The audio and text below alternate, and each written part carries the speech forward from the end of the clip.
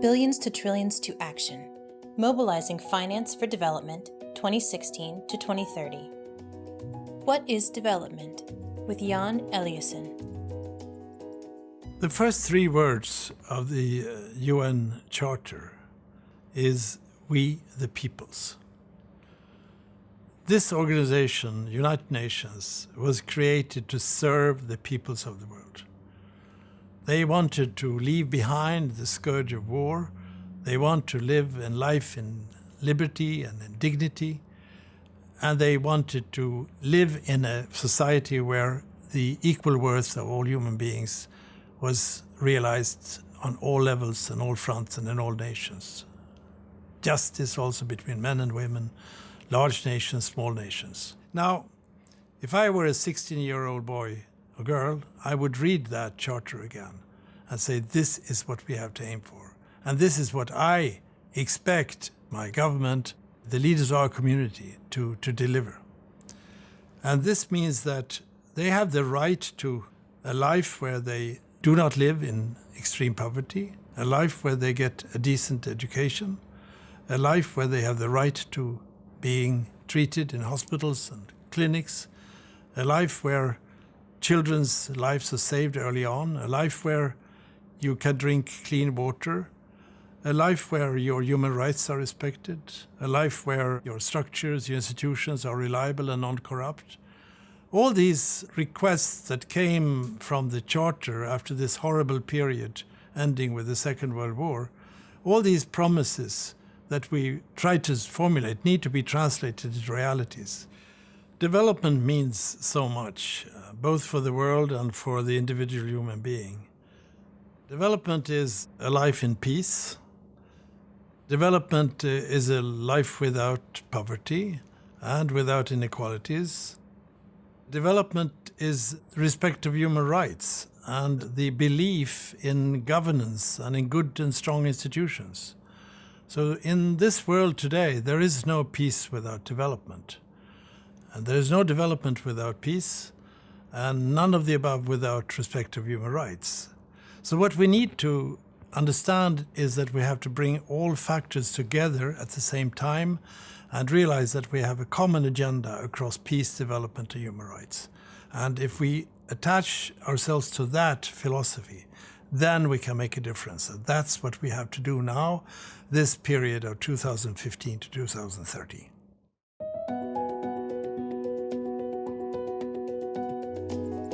In 2000, we set the 8 Millennium Development Goals, very practical, concrete ones, from education to water and sanitation, to child mortality, to maternal health, etc. Only one, though, related to the responsibility of all nations, namely the goal related to partnerships. These goals were very useful. They were used by member states in their economic planning, and much was achieved, not least in fighting poverty in Asia and education, where I think we made huge strides forward. But much was left unfinished, and particularly maternal health and sanitation were areas where we certainly did not reach the results. So we find ourselves now in the year 2015 to have achieved some of the objectives of the Millennium Development Goals, but we have still a lot to do on the goals that were set in the year 2000. But what is new is that we are now broadening and deepening the understanding of development. And then we have to understand that today, the borderline between international and national is slowly but surely disappearing, because the goals that we have to reach into sectors which are classically considered domestic affairs. In other words, we have to deal with the energy issues, with transportation, with industry, with agriculture, all these sectors that classically in the past were seen as domestic. Now they are also international. So what we need to do is sense of understanding in this world today that the good international formula is in the national interest. This is perhaps the most important conclusion from the work on the goals.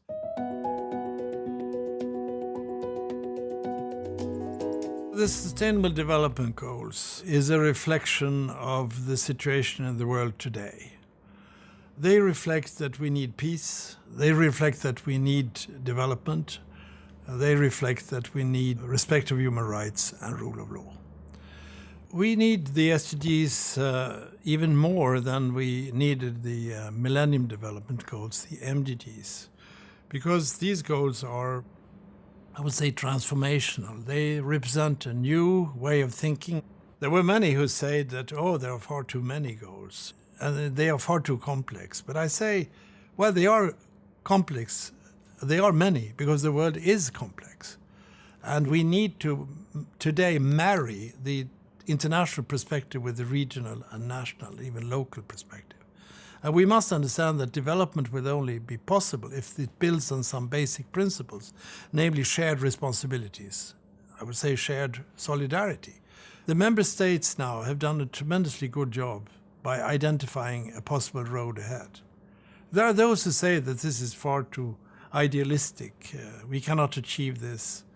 But I am a disciple of a Secretary General by the name of Dag Hammarskjöld. He said something which has been very important in my life. He said that the future is two things. The future is the horizon and the vision. Your life needs to have a horizon and a vision. And what you deal with, the challenges, you have to have a horizon vision. But then he also said, which I think is even more important, the future is also the step you take tomorrow. In other words, we need a vision in order to take the right steps. And the vision is set by these new goals. Very high ambition, I agree, I admit. But they also show the kind of steps we can take to reach that vision. Those steps cannot be directed from the United Nations 38th floor.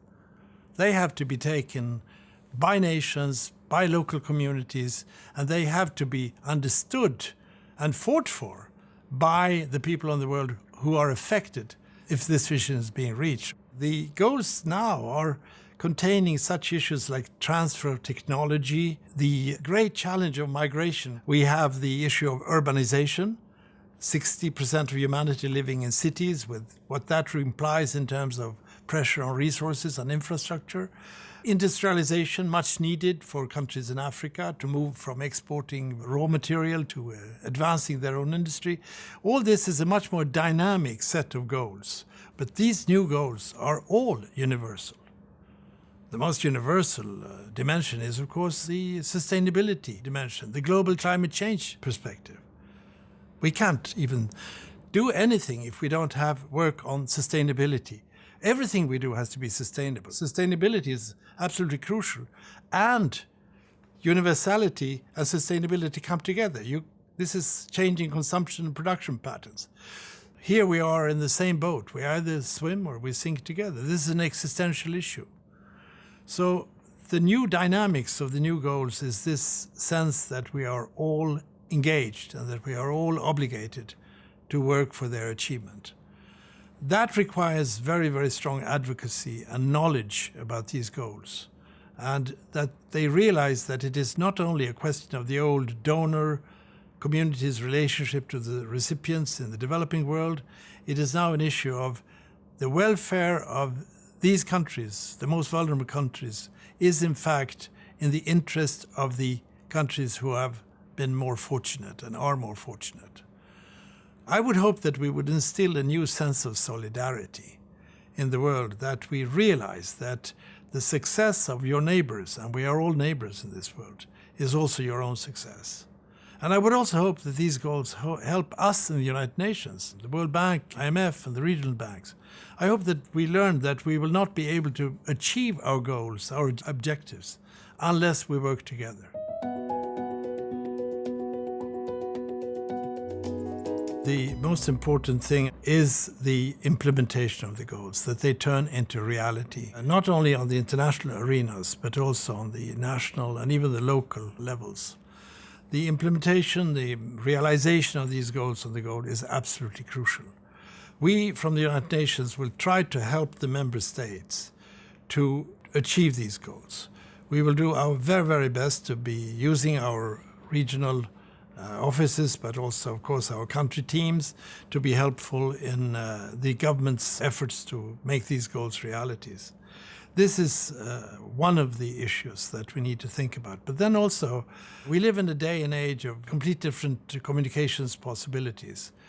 We need to have the support of the people and the knowledge of the people of these goals. They should know that the member states have signed on to these objectives, and therefore the advocacy for the goals and the study of the goals and them becoming living realities for civil society, for the scientific community, the academic world, the private sector, you and me, is absolutely crucial. The time is over when the top-down methods are the ones that achieve results. We need to have a strong combination of strong leadership on the basis of principles, not least these goals, but also we need to have engaged, knowledgeable citizens who know what direction the world needs to go and who are participants in this process. And I've seen in the last 3 years, not least with Secretary Ban Ki-moon and President Kim, a very strong and growing relationship between the Bretton Woods system and the United Nations. But I've also seen the development of the regional banks come in. I've seen the growing relationship, positive relationship with the private sector, with the academic world. That's the direction we have to go. In my view, we should put the problem in the center, and then we should ask who can do something about it. We should not start from the institutional perspective, the silo perspective. We should start from respect for the problem, gather around that problem, and then achieve, in the end, some type of informal or even formal division of labor. We are actually entering a new phase of development, a new paradigm, a much broader and much, in my view, wiser reflection of the need for the mobilization of all actors if we are to make a difference in this world.